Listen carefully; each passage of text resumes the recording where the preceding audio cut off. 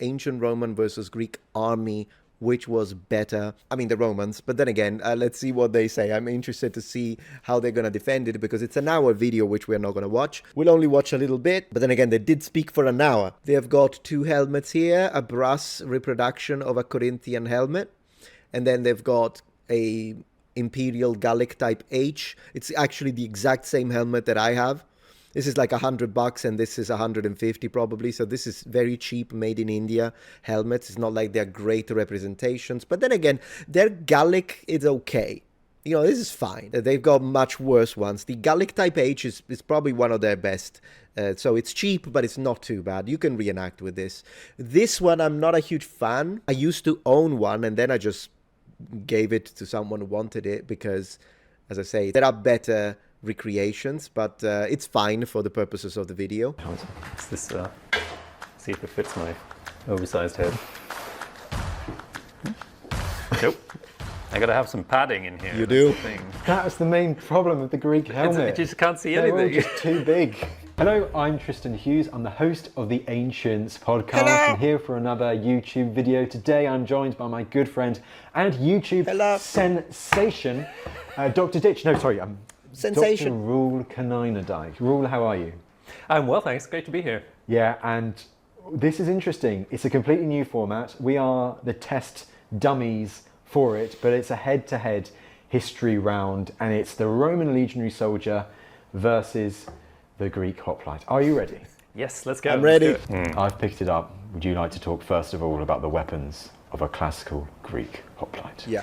Of course. So the classical Greek hoplite is kind of an iconic figure. I mean, you've probably all seen the image. The hoplite here, I mean, this is basically the fully armored hoplite figure that you get. So he's got a long spear.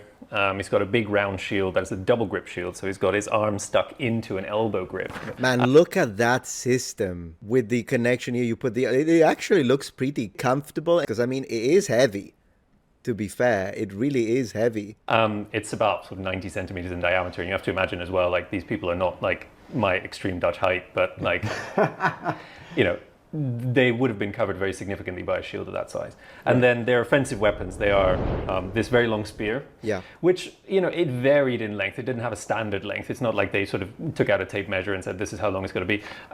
Somewhere between 2 meters and maybe 3, maybe even a little bit more. Yeah. And do they hold it like 3/4 of the way down the shaft? Is that the usual? Or? Yeah, so what you're seeing in this image is pretty much the idea. So it's balanced towards the rear, which is what the counterweight helps to. Exactly, yeah, the bronze counterweight. Man, that is such a genius idea, by the way. The Greeks, much respect to the Greeks for that, because this way you don't have to hold it in the middle. You can hold it here. It's a bit like when you have a sword, right? Swords are usually balanced depending on the sword, but in general, swords are balanced more towards the hilt, which allows you to use them more nimbly, whereas like a mace, a warhammer, they're more balanced towards the end, so you can strike, you know, really make it count, but it makes them a bit unwieldy in comparison. So basically that's what they're doing here, and I absolutely love it. This is Roel Canindijk. I have reviewed his work before. Occasionally we disagree, but he's a fantastic historian and definitely shines when talking about ancient Greece more than Rome. In fact, a lot of my disagreements with him had to do with some things he said about Rome.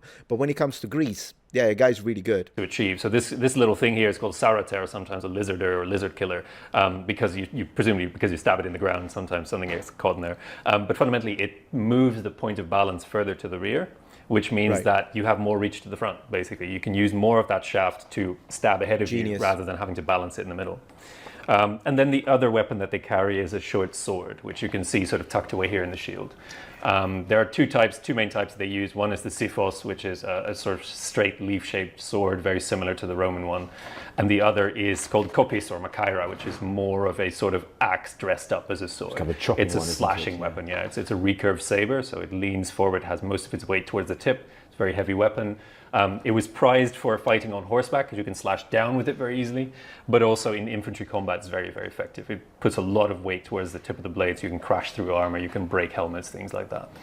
I mean, that's a two-edged. Okay, so a few things to say about that. I wanted to let him finish so that I don't interrupt too much, but there are a few things I would like to say. And this is me being a little pedantic, guys, but that's me. That's why you subscribed, so now don't complain. To me, this is not a short sword. Look at this beast. I know that That's how we call them. The gladius is a short sword, or at least that's how people call them. I don't. I stopped doing that because I was repeating that over and over again. And then I thought for a moment, and I'm like, well, a gladius is literally the length of my entire arm from the tip of my fingers all the way up to my shoulder. How is that short? And even this, it's a beast of a sword. The reason why we call them short, and again, I'm being pedantic, so it's not a disagreement, but it's like a food for thought. Let's put it this way. The reason why we call them short is because we think of medieval weapons. So clearly, if you look at, for instance, a medieval longsword, but even the average bastard sword or arming sword, yeah, they are a lot longer. That's due to the materials, among other things. So that's why we call them short swords. But they didn't have access to the Middle Ages, obviously, because they happened before. So from the perspective of classical antiquity, this is just a sword. And that's the length of a sword. Now, that length varies. The Pompey gladius tends to be a little shorter than the Mainz gladius, for instance. But in general, no one in classical antiquity would have ever considered this monster to be a short sword. So at the end of the day, I kind of stopped calling them short. I don't think they're short unless you compare them with an actual medieval sword, which puts 1,000 years of difference sometimes, depending on what era we're talking. And so, yeah, no, I don't like calling them short. It's not wrong, but it's just one of those things, it's just, yeah. Anyways, I mean, at the end of the day, a long sword is going to be short compared to a pike, but it's not like I'm going to call it short. So that's kind of the idea that I wanted to provide. The other thing, the other nitpick that I had is this. To me, this is not an axe dressed as a sword, like you mentioned. And again, I am being pedantic. The reason being, though, is that this is something that we said, and I said too, because again, we repeat stuff. So when you look at something such as the falchion, people say it's a sword, but it behaves like an axe. The reality is that they don't. The only point in common that they have with an axe is, yes, they are top heavy, but it's still a sword. So the way you use it, you wouldn't really use an axe to intercept and parry the same way you would with a sword. With this, you can still parry a lot more easily than with an axe. It's just the way it functions is different. So yeah, that's pedantic me, and that's what we're here for. But anyways, I'm not necessarily disagreeing. He also mentioned that they could have used these to break helmets.